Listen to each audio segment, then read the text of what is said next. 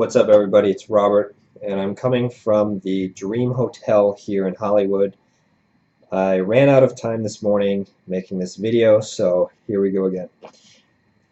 What I was reflecting on this week was that I have noticed a pattern in the many things that my clients say. Been watching over the last 2 weeks, and the pattern is that among my clients who have depression, there are three common themes that keep coming up. Number one, negative things that other people are doing that are annoying. Number two, negative events from the person's past. And number three, negative events that are happening in the world, like natural disasters or that sort of a thing. So what's the pattern there? You might think that it's that all those things are negative, which they are, but there's something more subtle that's very important. And that thing is that all three of those themes are topics that they are things that the person cannot really control.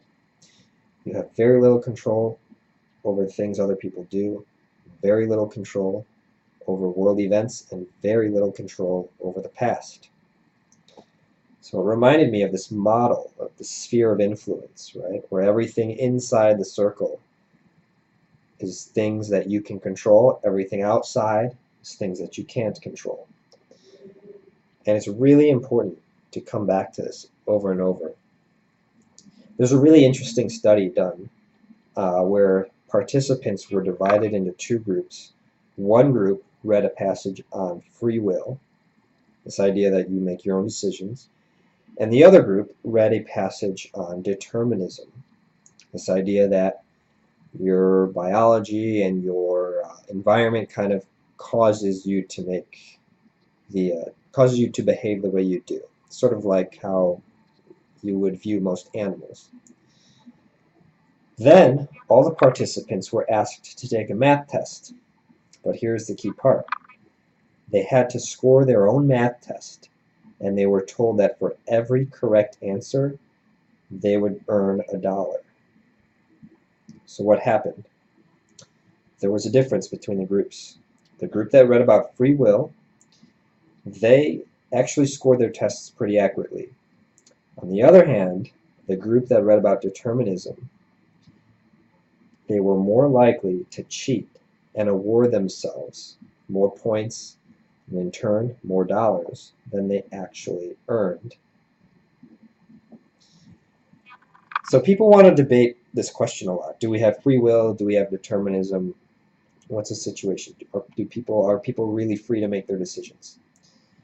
A better question that I found to ask is, what's the impact of believing that we're free versus determined?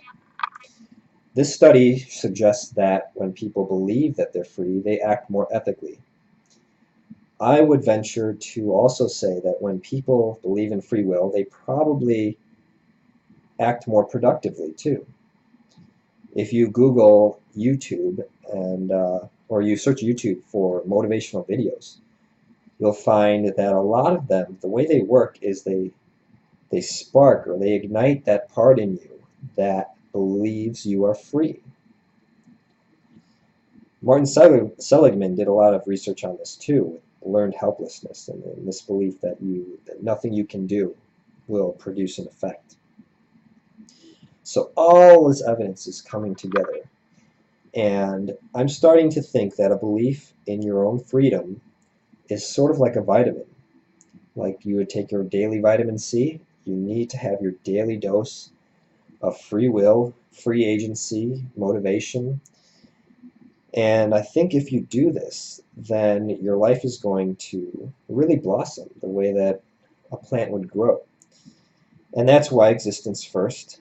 That's why I love putting this emphasis on your own decisions. Existence preceding essence is you gotta make your own decisions and create your life.